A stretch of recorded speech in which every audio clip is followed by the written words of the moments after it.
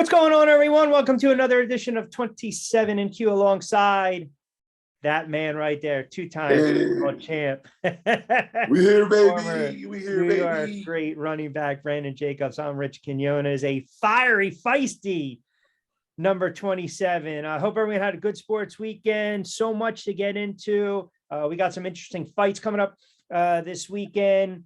We'll get into the NFL, obviously, with number 27. The Giants win again. Huge game coming up against Seattle, out in Seattle, 425 Fox window. You've got trade deadline coming up in the NFL. The officiating friggin' absolutely sucks and stinks. And then you got three quarterbacks that I think might be friggin' cooked in Rodgers, Wilson, and Brady. But as always, how are you, my friend? I'm doing absolutely phenomenal. I had an interesting day today. I had a flat tire, hit a pothole, and down go to Benz, man. I had to sit there and wait for him. So, but things ended up working out. Not too much time, maybe an hour out of my day was taken. So not bad, but things went well for me. My high school, we back on the winning side of things. Number one in our region so far. Just looking forward to the rest of the season with that and what we got going on here with 27 and Q. Some stuff we got coming up, some good fights coming up. Of course, we can always talk about Tank and Ryan Garcia. And, we got Lomo coming up, Ortiz, and still in negotiation. No Crawford. Spence, Crawford. And, no Spence, no Crawford. I know, but we still can talk about what made, Oh, I man. got a guy want to get me on one of his podcasts to talk about it because I guess he had Terrence on his show. So I'm gonna go on with him. He's all the way in Vegas, so the time frame is kind of, quirky. I'm gonna see if I can get on with him tonight, though. And who's that? I'm sorry, I didn't hear you. His name is Trevor. He has a podcast. He do all the time, man. He's pretty good at it. He does a lot of stuff. Trevor Hudson. Okay, he's good, man. West Coast. You might have to take a little. Yeah, West Coast. Yeah, the guy is it's called Hadrico Live. Hadrico Live. It's pretty solid, man. So I'm gonna go on and talk with him. And I think I'm gonna see if I can get him on tonight. He's a football coach as well. So around this time right here, he's on the football field. So yeah, nice. A little tough. Mm-hmm.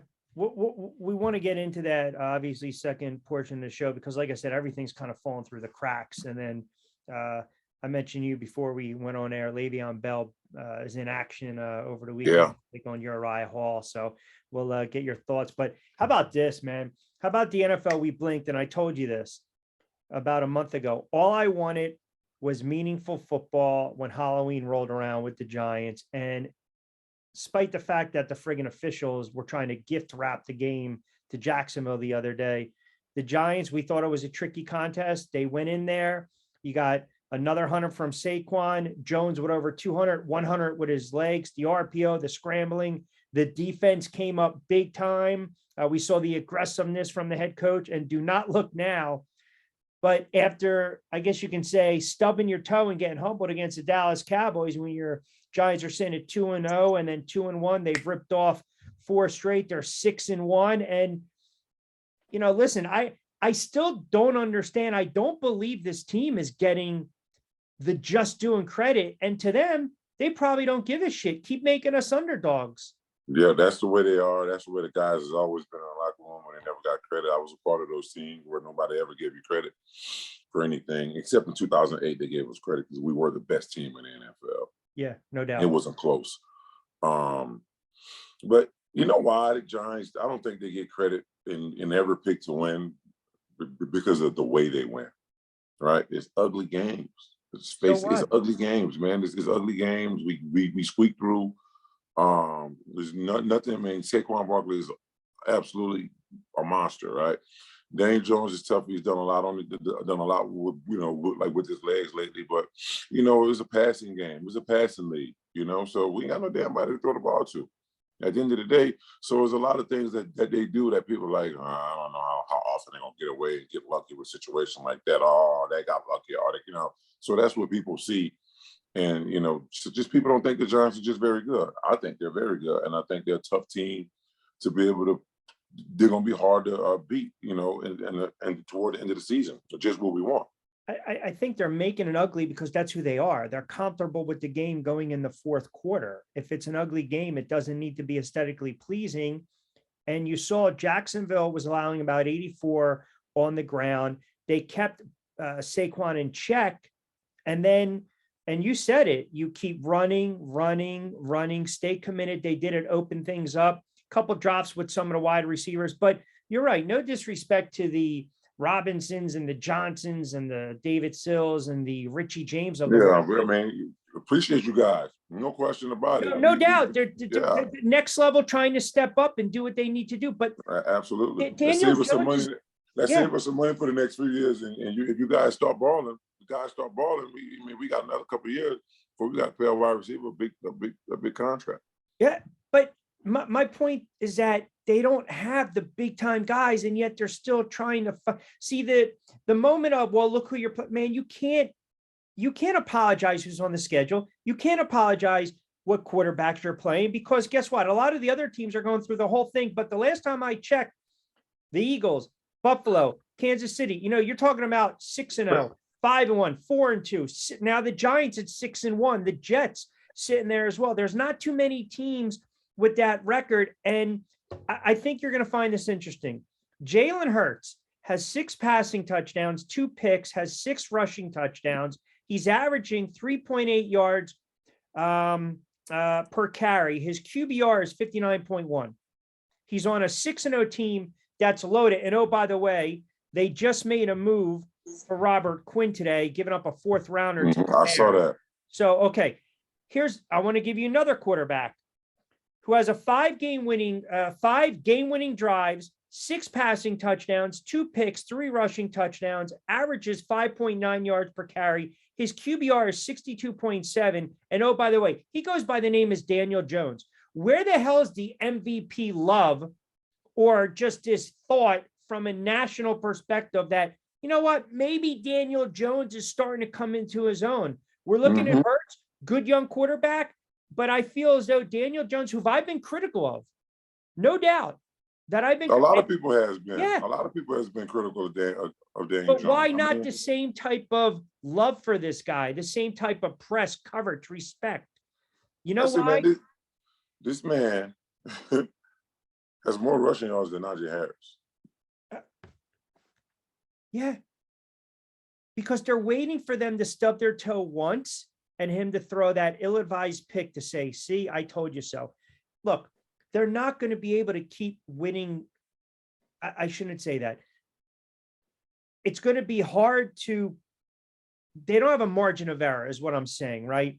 When you step up against the Dallases and the Eagles of the world, they play very well in the second half. They're kind of slow out of the gate in the first half. But I feel right now that you have to start to look at them and take them as a legit threat in the NFC. And it's okay if you stub your toe on the road against Seattle.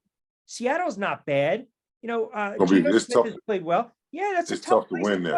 I mean, Daniel Jones, I think, is in the top 10 of every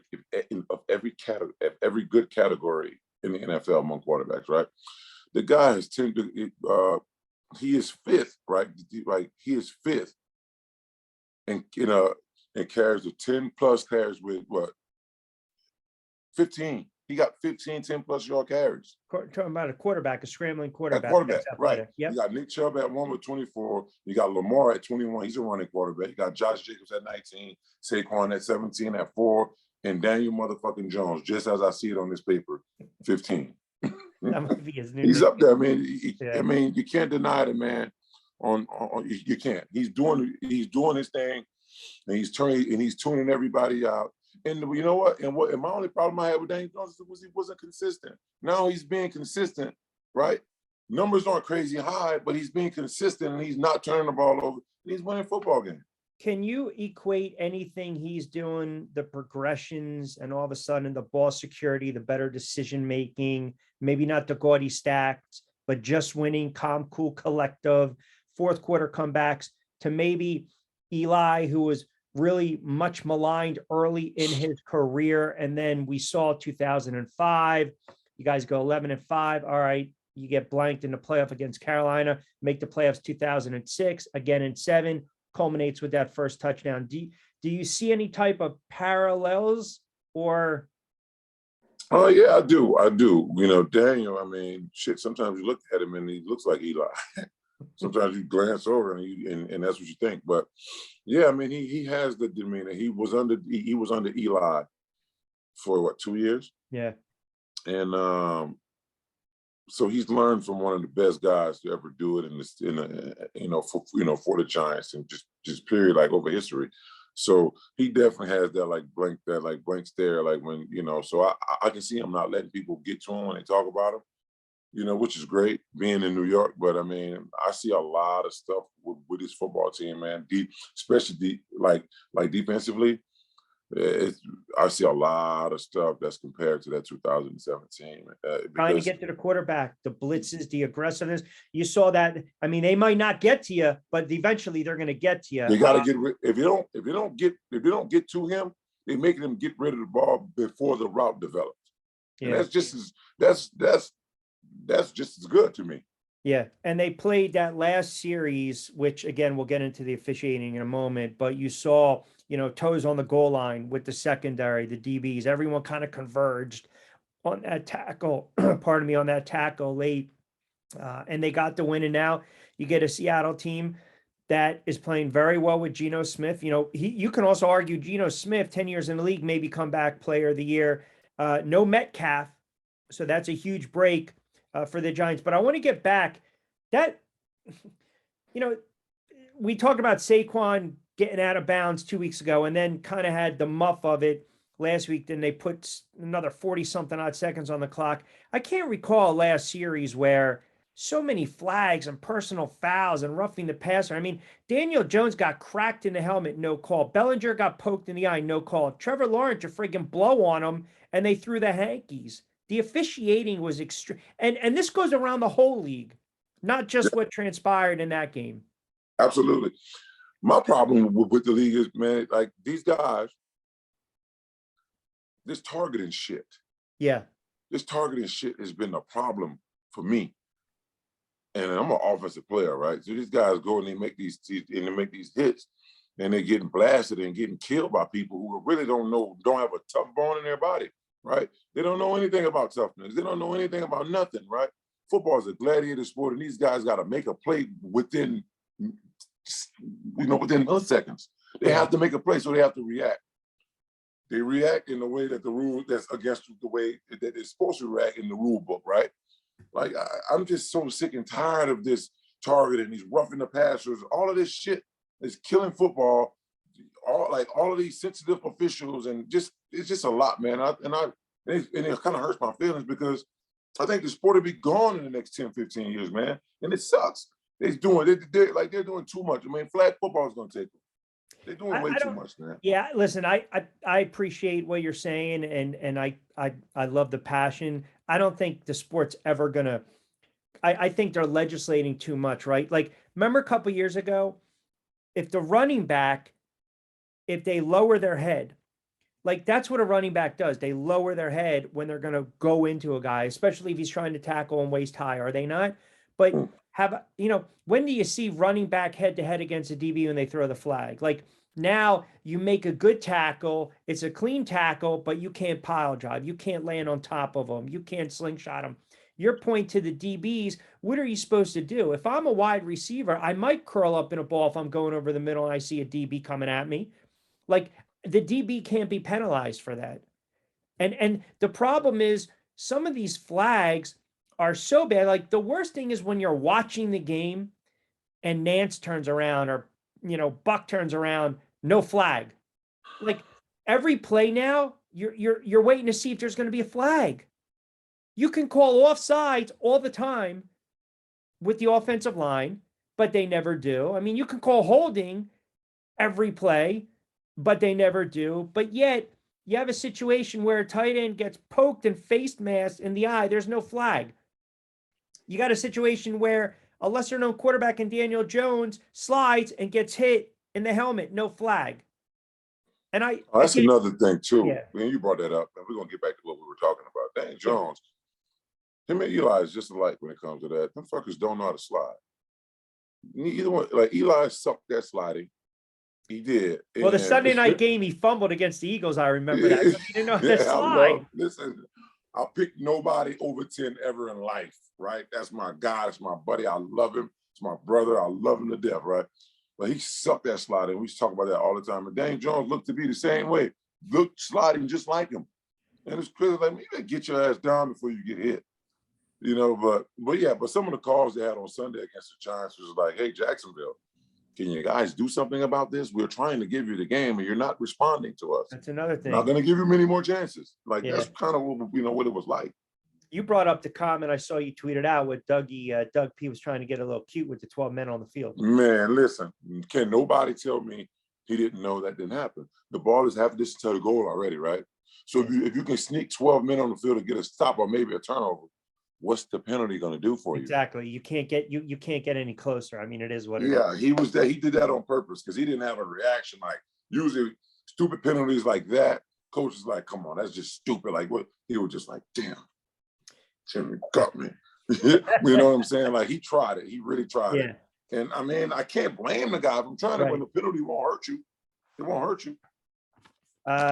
You got 3 quarterbacks out there, and we'll do your we'll do the predictions in about 15, 20, but 3 quarterbacks. Russell Wilson, that appears to be trending up, playing in London against Jacksonville. That's a battle, Denver, battle of 2 and 5 teams. Aaron Rodgers, who every other day is making comments where, you know, I don't really, you know, hey, I don't give a shit if the fans are frustrated, or, hey, if you're not getting it and you got mental mistakes, you shouldn't be playing, like, doesn't trust his young guys. And then Brady and company, I mean, that is just, I think that's a firestorm just waiting to just get worse with Brady and what's going on in Tampa. I mean, you look at these 3 quarterbacks, right? I think they're all cooked. I think Brady, whether the outside noise or not, I think he's probably thinking to himself, you know, shit, I probably should have retired after that Super Bowl win with Tampa and called it a day. Russell Wilson is a friggin' fraud, and that might be a $240 million problem that Denver has on their hand with your boy, Nathaniel, averaging 16 points on friggin' offense. And then you have Rodgers, and this is just my opinion. His body language, to me, reeks of a guy that just mentally doesn't give a shit, and he's done. Checked out.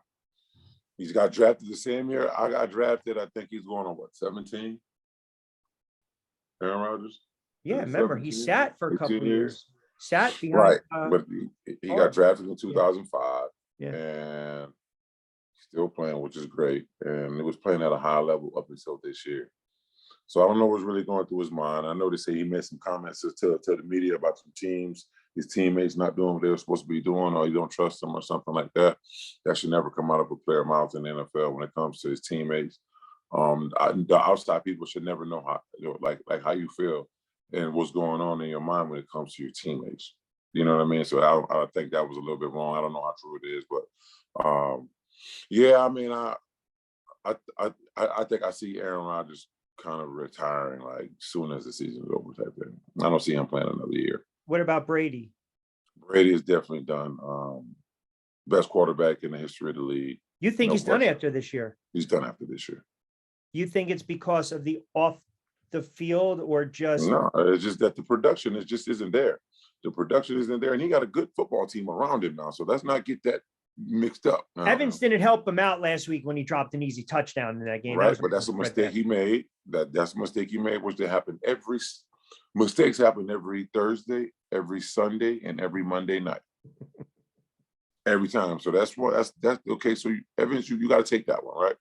But he got a pretty damn good team around him, and I don't know if it's the off the field stuff or not, but you know, I know family is number one. Family's number one that everybody should be. And when you made as much money as Tom Brady did, and made as much and won as many championships as he did, and has done all the things that he's done, when your stuff is going like this, I think it's the bigger problem should be first, and I think that's his family. So I think Brady's definitely done after this year to try to try to get his shit together with his peeps. And then, let Russ cook. I mean, you got to be kidding me. They're averaging 16. His arm looks shot, the hamstring issue. They had to go to Ripon the other day. That was a disaster watching that game. The Jets got the win. They can't stop the run. You're averaging 16 points in the NFL, man. And you invested $240 million in this guy. I'm sorry, he comes across as such a friggin' fraud and fugazi, man. Like, that's not a guy I want in the foxhole. And I know we talked about it a month ago, and I said, hey, I would be pissed off if I got booed by Seattle, because I'm just talking about all the production in the years I gave them and the Super Bowl and championships and playoffs and everything. But this seems to be a colossal mistake. And I don't think the head coach survives this if it continues to go south like this. I agree. However, I think Russ is just in a slump. I think he's just in a slump. I don't think he's shot or cooked, like you said. I just think he's in a slump, and I think the time will come where he's going to get out. Denver definitely got to get some things going around him. He's running for his life right now, and I don't know, man. I don't think he's shot or cooked. I just think he's in a slump, and I think he'll come out of it. Let me, I'm going to pull up his numbers for you. 1,400 yards, 5 touchdowns, 3 interceptions. He's been sacked 20 times. They don't trust some of their running backs. Gordon fumbles, so we kind of saw that. They've got good playmakers. I mean, I would love to see the Giants try to make a move for Judy, but they've got some good wide receivers. That would be great. That would be great for us. I think Judy or Hopkins from Arizona, I think before this trade deadline is over, that we can make a play. I want to go back real quick, and then I want to get on the trades with you for a minute. You mentioned, Rodgers with his comments, and we know Brady is very animated. Eli never, and the camera never caught it from a broadcast standpoint. If you fumbled, or Hakeem or Mario or Victor, if Cruz dropped the ball, I don't recall Eli ripping off his mouth guard saying, catch the fucking ball. That's what Daniel Jones did the other day. And I got to be honest, I loved it, because I think people wanted to see a little fire from this guy. Now, he went in the presser and said, look, I got the utmost confidence. And I think it was on that 4th and 1 that I thought was, a catchable ball with the wide receiver. And I think it was Johnson. I got to double check. But in any event, he's like, look, I got the confidence in this kid, and I pride myself on not getting emotional and keeping within myself. But as a fan watching that shows a little fight, man. Like that shows that spark. I mean, did you have any issue with that? No, but no. Well, Eli did tell me one time. He said to me, hey, what the fuck, man? That's your guy. That's your linebacker. You got to fucking pick him up. I'm like, oh, shit. He did come, and I did run my route. We got off the ball, but he got the ball out, but he definitely got on my ass about it. What game? You remember what game that was? A Philly game. It was a Philly game. It was a safety blitz coming down.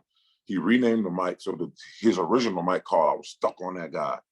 I was stuck on him. But then the safety came down, and now I'm looking to see what coverage they're in, to see what route I'm running, to like predicated off the wide receiver. So I'm thinking all of this in my head, and in the midst of looking pre-snap read, then looking out at the coverage, and the defensive the DB shell, the safety walked down, and Eli renamed the mic, and I totally missed it. I was like, damn, he right, he did come. You got. So I told him, I said, "E, my bad, I got you. It'll never happen again." What happened on the play? We got the play off. I think it was an incomplete pass. I think we threw it to Toombs, and it was incomplete. I think he was out of bounds or something like that. I got you. But yeah. Yeah, I mean, sometimes I guess people want to see that emotion. I mean, the head coach you take on the role, right? The personality a lot of times of the head coach and the star player, so to speak. That's really interesting. Yeah, the officiating stinks. We kind of know that. I think Wilson. I think this is going to go south. I don't think Hackett makes it the rest of the way. If they go in London, and it would be Bush League if they already decided to fire this guy and make you fly out and do that trip, and then they lose to Jacksonville, which can happen, and they fall to what, 2-6? Mm-hmm. I The mean, Denver Broncos will fall at yeah. 26, I think. Yeah, they're both 2-5. Jags are 2.5 favorite. They win this game. Denver's 2-6. With the expectation was now we got Russ in the AFC West. We're going to compete. What do? You keep the head coach in London and you come back? I don't know, man. I'm just looking to see. I don't think Russ is done, though, man. I do think he got some left in the tank. Yeah. He's got to find a way to get it out and find the right situation. I don't think Denver was the best team for him to go to, but too hard. But it's hard to turn down $240 million. You're right about that. Arizona got a much And win. and Rich, weed is legal there, so that's probably why he went there. Best of both worlds, right? Well, right. That weed's probably dulling the pain of being 2-5 right now, right? Smoking and joking over there. Arizona got the win. That was a high-scoring game against the Saints. By the way, New Orleans is going to stick with the water pistol. They're sticking with Dalton. They should stick with Dalton. Why not? You gonna put Jameis back in the game? Man, you flip-flop on Jameis so much. I don't flip-flop on Jameis so much. I gave when Jameis came, I gave to me as a fan of the Saints, I gave him a chance. And he didn't take advantage of it. I'm done with Jameis Winston. I'm done with watching him play. I'm done with watching him, period. Cincinnati blows out Atlanta. Dallas gets the win over Detroit. Washington with the win over Green Bay. Carolina, how about Carolina? They beat Tampa, and oh, by the way, they trade Christian McCaffrey to San Francisco. So, I mean, that's and now I read somewhere that says that he wants out of there. I don't know. No, not after one game. I think that's fake news. So I hope so, because you just got over there and you don't seem like the type of guy to bark like that. So nah, I don't. I mean, it's probably something on Twitter. Jets get another win. And right now, I mean, listen, they're 5-2, 4-0 on the road. The Raiders over the Texans. We talked a little bit about Seattle, which was a nice one. Kansas City over San Fran. Kansas City right now is 5-2. Miami, they bring back Tua. They get the win over Pittsburgh. That was an ugly game. And then how about the Bears? My God. They kicked the shit. They were 9.5 point. They were 9, and I was thinking, let me sprinkle a little something on the Bears money line. I didn't pull the trigger. They were 9.5 point dogs, and they blasted the Patriots. And now you got everyone questioning the hoodie, saying, who are you going to start with? You know, Zappa-Dappa-Doo or Mac Jones? Well, they benched Mac Jones. I think he was on a pinch count, man. I think the fact that coming back from the injury, then he struggled. I think that was an opportunity to pull him. Yeah, he threw two picks that was like, I didn't throw those. What did you see Dalton the other night? Yeah, I did. I did see him. Two pick sixes. I'm like, oh my God. And he just stood there and watched like. It was horrible. Yeah. It was horrible. So some of these games this weekend, by the way, the Giants in Seattle is the only two teams matching up with winning records. How crazy is that? What's the line for that game? Right now, 3.5. Dogs, right? Giants. Seattle's favorite, 3.5. Right. Against the Giants. All right, I'm gonna take that bet. I'm gonna take that one myself. You locking in right now? I'm betting on the Giants. Now it's dropped to 3. See, the hook would have been better to 3.5 because home dog 3. Hey, I was talking to somebody and they're big time in the bet, and they said that's the whole they moved the field goal back just for betting purposes. So a lot of those halves start counting 2.5. But you're talking about the extra point. Yeah, the extra point. They say they moved that back for betting purposes. I'm like, no, they did not. Like I'm telling you, they moved it back for betting purposes. No, it was too damn easy up on the 3-yard line. Now kickers are actually missing the kick. And that's why a lot of times too, the analytics will say if you get a flag on the defense at that moment, right, when you're doing the extra point, creep it in for a 2-point conversion. And bettors love that, right? Because the last thing you want, if you're chasing points in the third quarter, like perfect example, the other night, you would think New Orleans and Arizona's kind of stunk up the joint. New Orleans kind of stunk up the joint thus far. All right, let's play the under on that one. It's 14-14 at the half. The total is, I think, 42. And then you blink, refresh, or, get up and get something to eat or something to drink. And 17 points have been scored. So you're screwed because you already played the under.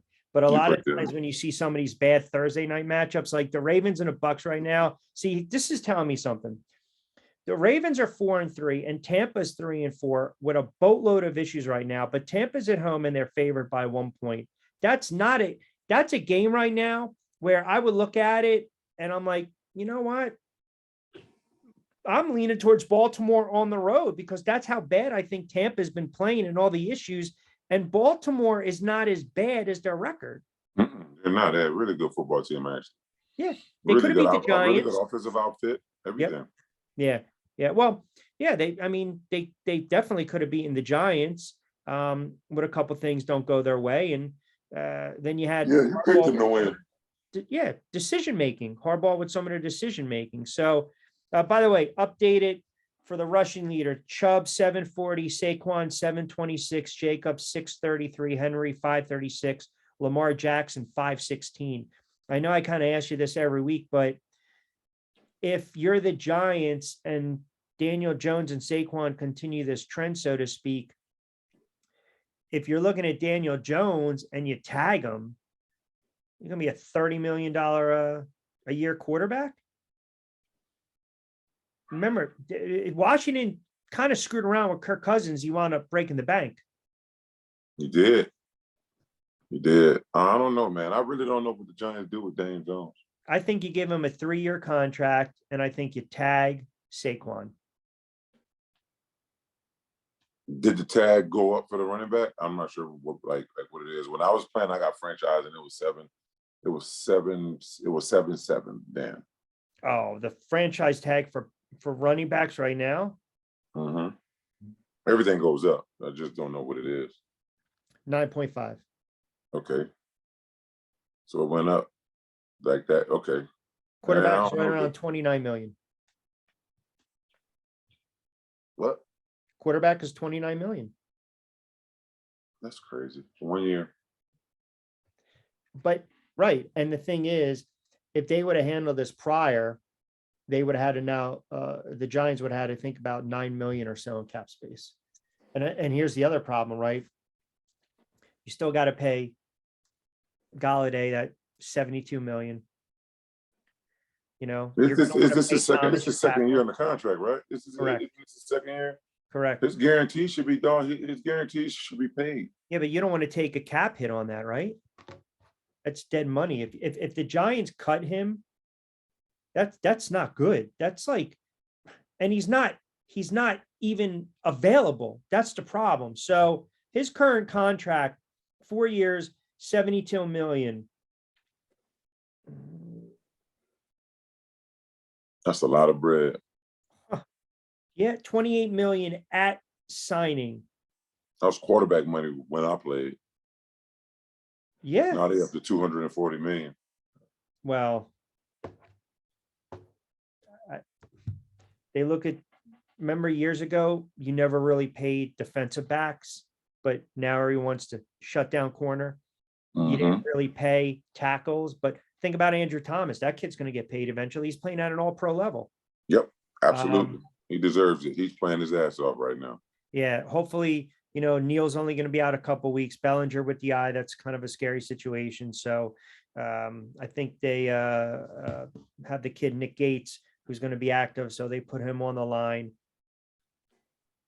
I think I think you give Daniel Jones, you sign him. Man, do you go 2 year, 3 year deal, 65, 70 million?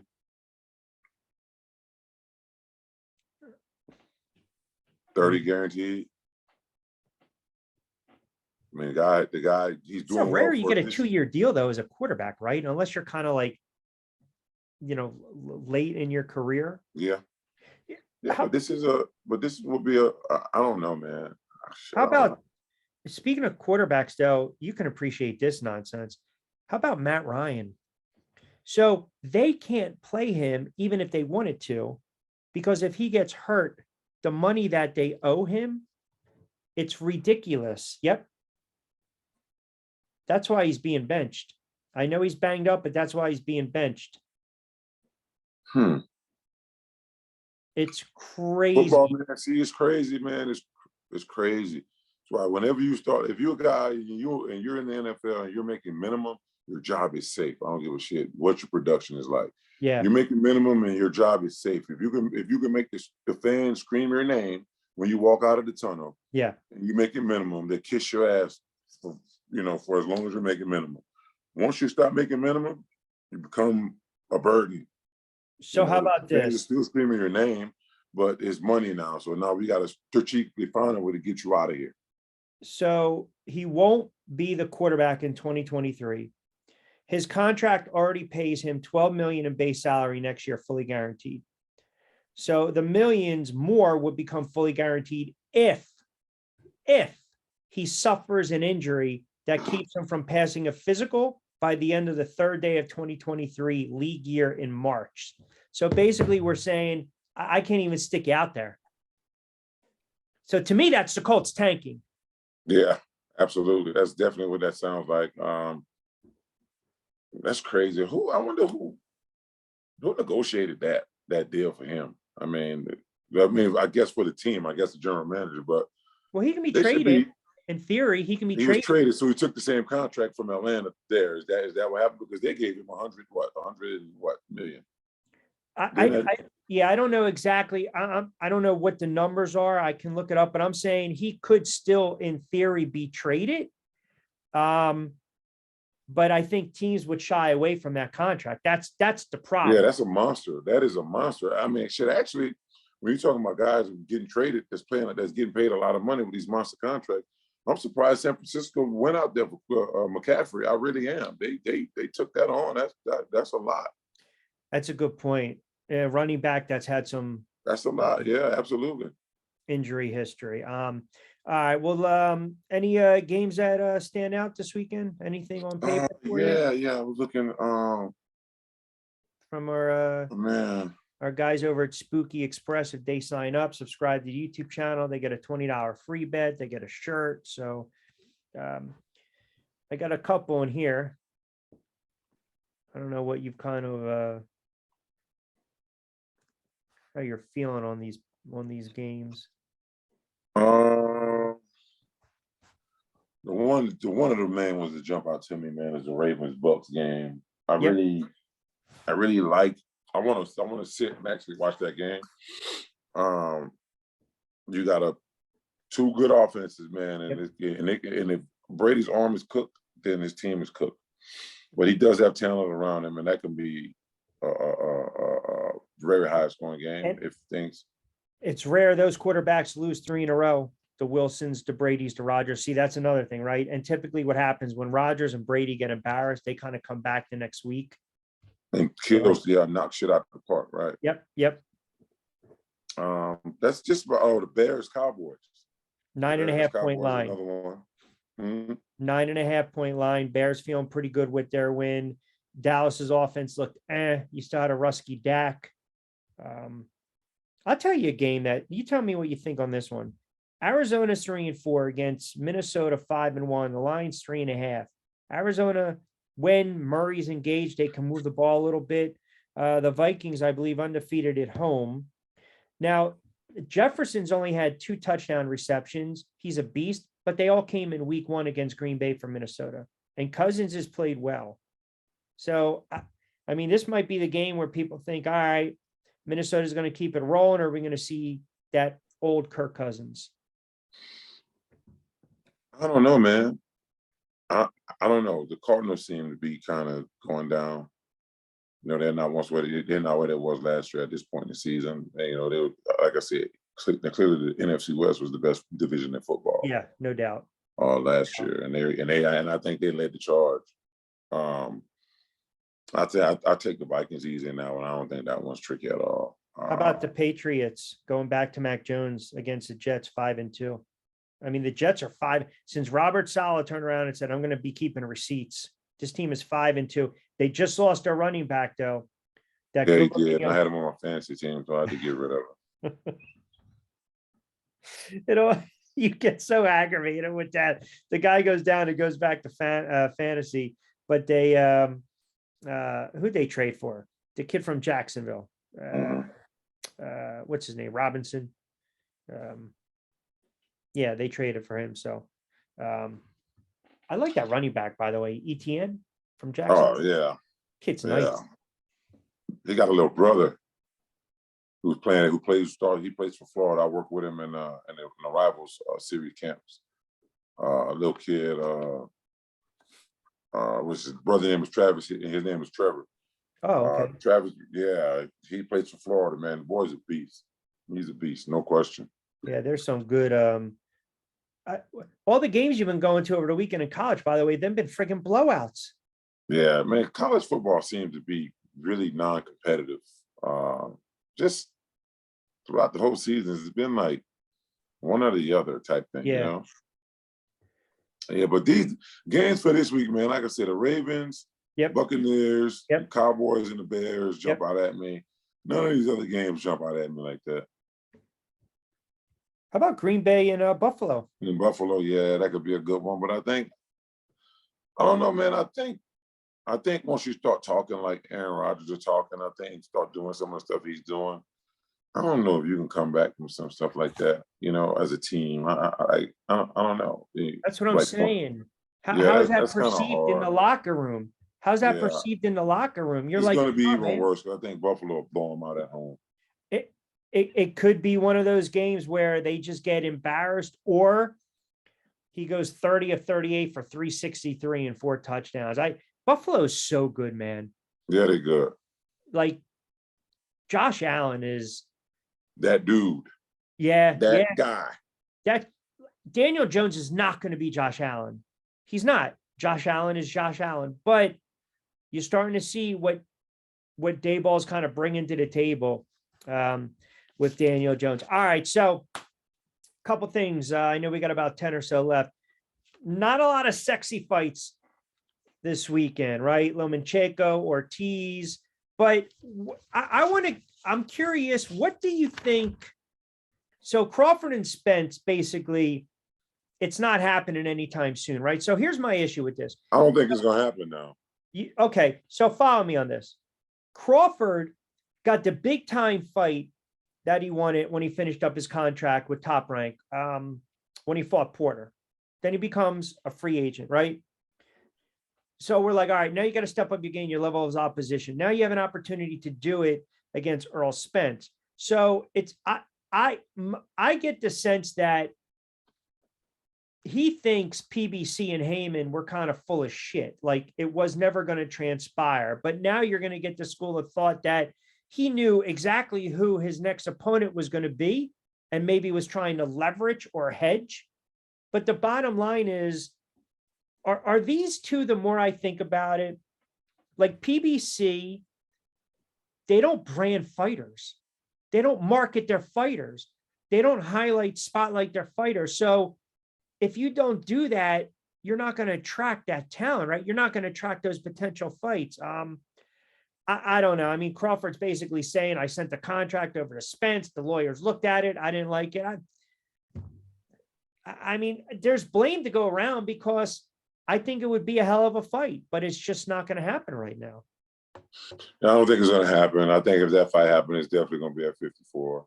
I think Terrence for this fight is making he got his first 8-figure payday with this fight he's fighting. For the life of me, I do not know how. And I'm a big fan of Terrence. I don't know how he's getting 8 figures fighting this guy. I really don't, but that's what the word is. Hmm. I don't think they'll ever fight. Now at 47, I think it'd have to be at 54. Errol has been at this weight class for about 19 years, and I just don't think he got much left in him to be making 147. But do you think And Earl's ducking Bud? Because Crawford's coming out basically saying Earl really didn't want the fight to be made. He really didn't want the fight. If the I mean, fight, I don't know if he think he's that much over Terrence where he think he can just demand everything and get it. It don't work like that now. It doesn't go like that. And I think they may be offering Terrence a bunch of extra bullshit outside of the stuff he agreed to make him say no.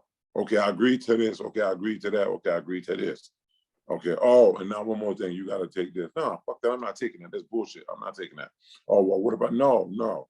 I agreed to this. I agreed to this, and I agreed to that. You know, that stuff. I think it's more the next fight is with them is the thing that keeping this first fight from happening. The next fight, because you got to get the rematch on the contract. If you right? got a rematch clause, it's got to be Yeah, negotiated before the right. first fight. And I think that's the problem with what we're running into. The first fight is good. I think they got that one all under control. But the rematch is going to be the problem. And I think that's where I think that's where Heyman and everybody trying to buck in that situation. But then But I'll definitely find out in about 30 minutes though. but then Spence feels that Crawford's not committing to the fight. Like, I don't Right. know, man. I think it's a bunch of bullshit. I mean, you want to make the best fights possible, but I do kind of, and I don't know if you agree with me, I still look at PBC and say, come on, man, if you want to brand your like market brand, what are you looking to do? Like, what's the business plan? What's the end result here? Are you building up the fighters? Are you branding? Right. We all know all the fighters that used to fight on HBO and or Showtime and DAZN and whatnot. What are you trying to do? Are you trying to build around your fighters, build brands? If you can't do that, you really don't have any fights. I don't know what they're trying to do, man. I have no idea what's going through Al Hammond's mind when they negotiating this stuff. I have no idea what's going on. I just want to see the fight. I don't think I'll see it till next year, late next year. But I got this on my mind, man, and I want to talk about it before we get off. Ryan Garcia and Tank Davis Yeah. and Javante Davis. Why are they? What's up with this catchweight thing? 136 pounds. Who can't make the weight? I think, I don't know if they're both trying to catch clout. I don't know if they're just toying with everyone, right? Because I'm at the point now where with those two and that division, when I see that, not that I'm going to see it, but when it's signed and we get a venue, an official fight date, then I'll believe it. Mm-hmm. And I think a lot of times you're saying catch weight because I think that's like the little mental warfare, so to speak. I mean, these guys should be able to make weight. There should be no issue whatsoever. None. Yeah. Yeah, but I mean, I'm trying to figure out who is this? Who is this? Which one of the two is it? I'm going to say Ryan because he's the bigger guy. He's 5'11". He might not be able to make that weight. Yeah. What's Tank? I mean, he's what, 6, 7? 5'6", 5'7". Yeah. Yeah. Yeah. I'm so tired of we agreed to the framework of a deal. Mm-hmm. But haven't agreed to the deal. Well, and that's the catch weight. That's exactly what it is, right? 130, 136, right? 136 is what it is. Yeah. And somebody told me that is fighting up at 140 now. He made a decision to go up to 140. I don't believe it. I haven't seen that. Who? Shakur Stevenson. I haven't seen anything. I haven't seen it either, but no. I heard it. I mean, maybe he's made that. We talked about it. Maybe he heard me say that. That's the best move for him. No, but with these two clowns fighting at 136, I don't know. Yeah. It's weird, man. It's like every time we think we're going to get these good fights and then everything kind of goes by the wayside and everyone wants to crap on the sport and then, hey, just make the fights and, everyone chirps and back and forth. I'm not going to mention his name, but there's another guy fighting this weekend, pay-per-view against Anderson Silva. And then pay-per-view. Who? Go ahead.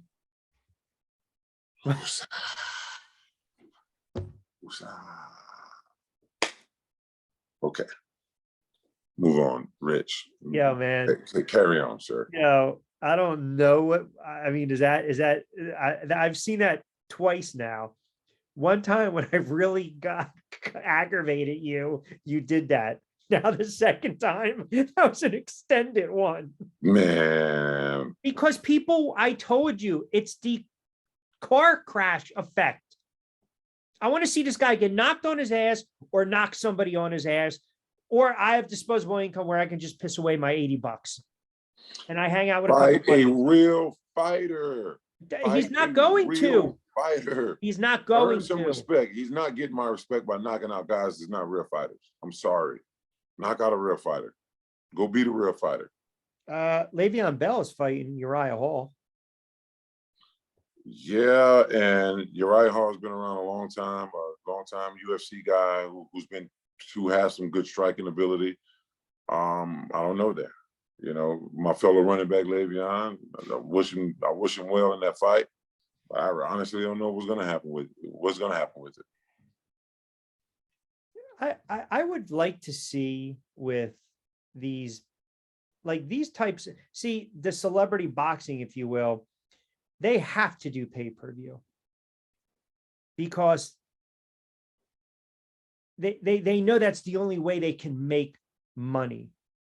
They're not just going to stick it on, you know, a fast channel or broadcast or ESPN or, you know, whatever, or the stream. They have to do that. And then what they do is they hype it up. Why? Because they have the MMA, the boxing, as we've seen, and then they can turn around and they can set the price based on all these other fights that we've seen in the past. Like, can someone really say, oh, that's horrible. I can't believe I paid, you know, $49 for Pacquiao and Floyd, but yet you're going to pay $79, $69 for Jake Paul at never. I want to see Le'Veon Bell fight Frank Gore. That's what I want to see. I'll pay to watch that one. But I'll pay to watch anything Frank is involved with, man. Frank is my guy. He's my guy. No question. I'll pay whatever his ticket prices are, I'll definitely pay it. front row. But I would love to see him and Le'Veon Bell in there together. I think you're seeing this now. These guys can know they can make some cash. They can make some money.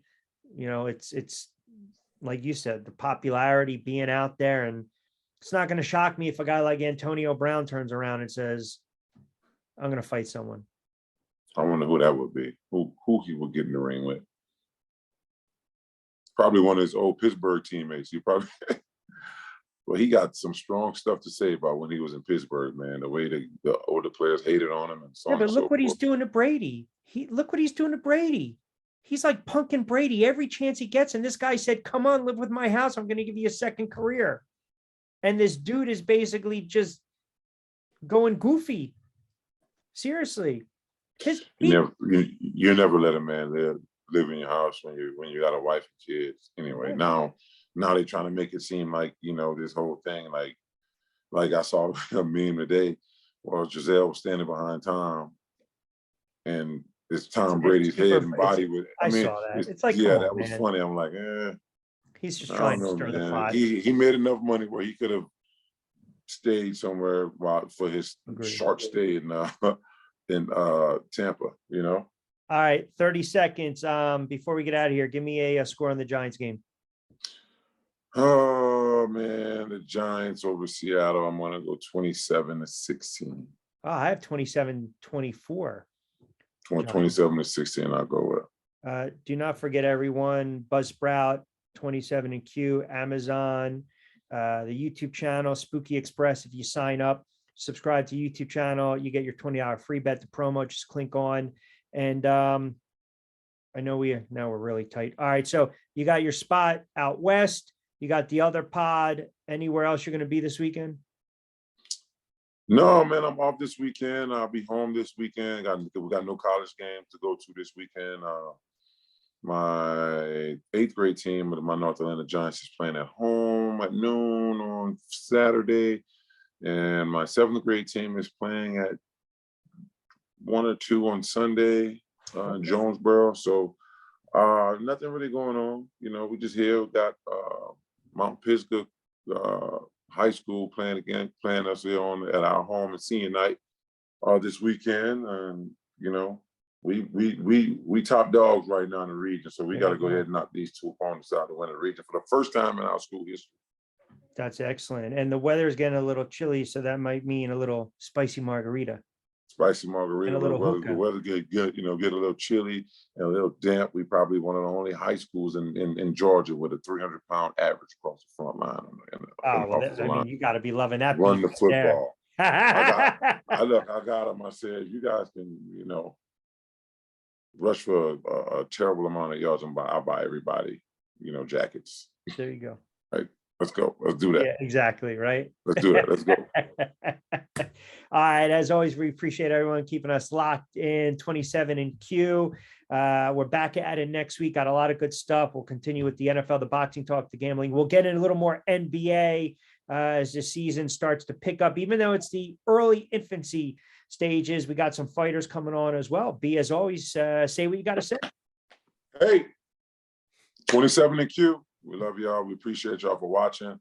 Again, we on every streaming program out there. You can't miss us. Like and subscribe to our YouTube page. Show us some love. We're trying to do a little, do something here. So it sure has been booming so far. So we appreciate everybody that's been watching. We love y'all, and y'all enjoy the rest of your week. Have good humanities. Peace out. Yeah, see, he knows what to say. Alongside that man right there, the two-time Super Bowl champ, number 27 from the New York Football Giants, running back Brandon Jacobs. I'm Rich Quinones. Appreciate you guys keeping us locked in. As always, have a good sports week. We will talk to you next week.